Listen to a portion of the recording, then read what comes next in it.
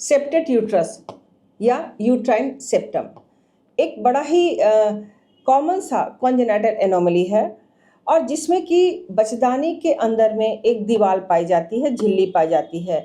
कभी कभी ये दीवार कंप्लीट होती है, यानी कि पूरे कैविटी को 2 भाग में डिवाइड कर देती है, या कभी कभी ये इनकम्प्लीट होती है, यानी दीवार आधी कैविटी तक ही होती है। और कभी कभी ये जो सेप्टम है वो योनि मार्ग तक भी फैला रहता है।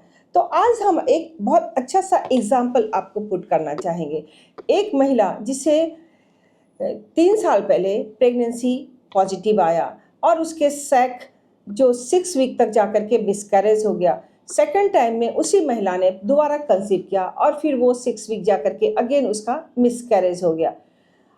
थर्ड टाइम में जब वो फिर से कंसीव की तो उसके बाद वो प्रेगनेंसी उसका 6 वीक तक गया और 6 वीक जाने के बाद अच्छा ग्रोथ नहीं होने के कारण वो जो ग्रोइंग फीटस था वो यूट्रस के अंदर में डाई कर गया और उसके बाद उसका कार्डियक एक्टिविटी लॉस्ट हो गया। उसके बाद जब उसे एबॉर्शन करने के लिए डॉक्टर्स ने प्लान किया थ्रू द मेडिकल मैनेजमेंट, तो रप्चर ऑफ द यूट्रस हो गया।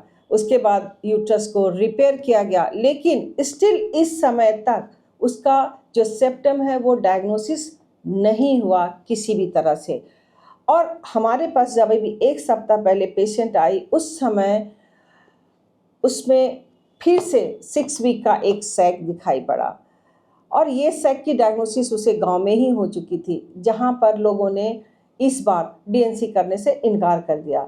हमारे यहाँ मैंने उसे अल्ट्रासाउंड गाइडेड उस सैक को एक्सपल्ड किया, वहाँ से एक्सपेल्ड आउट किया और जो अपोजिट सैक था वो कम्प्लीटली खाली था।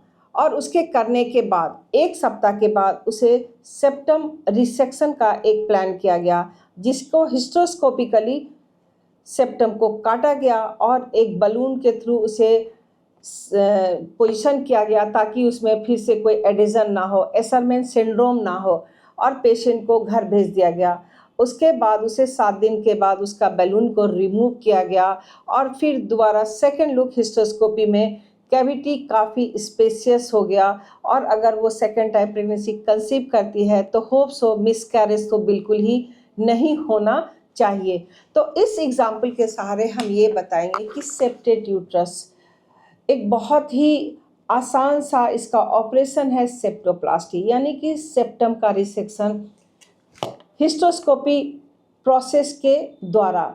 अगर 1 बार या 2 बार मिसकैरेज होता है तो पुनः प्लान करने से पहले हिस्टोस्कोपी का प्रोसेस करना बहुत ही ज़रूरी है ताकि हम डायग्नोस करें कि ये मिसकैरेज का क्या कारण है। और जब डायग्नोसिस होती है तो उसे हमारा जो ऑपरेटिव प्रोसीजर है हिस्टोस्कोपिकली वो करवाना चाहिए ताकि ये नौबत आगे ना आए। तो ये आम सी जो समस्या है सेप्टम की, कभी भी अगर मिसकैरेज होती है तो उसमें हिस्टोस्कोपी एकदम एक रूल के तहत होनी चाहिए ताकि हम डायग्नोसिस करें और आगे हमें अगेन जो है अगर सेप्टम के कारण या कैविटी के कारण मिसकैरेज हो रहा है तो उसे हम बचा सकें। तो ये है एक स्टोरी सेप्टम का, और सेप्टम रिसेक्शन के बाद पेशेंट हमारे फॉलोअप में है। अब देखते हैं कि हम उसे किस तरह से एक फ्रूटफुल फुल टर्म एक प्रेगनेंसी हम दे सकते हैं। धन्यवाद।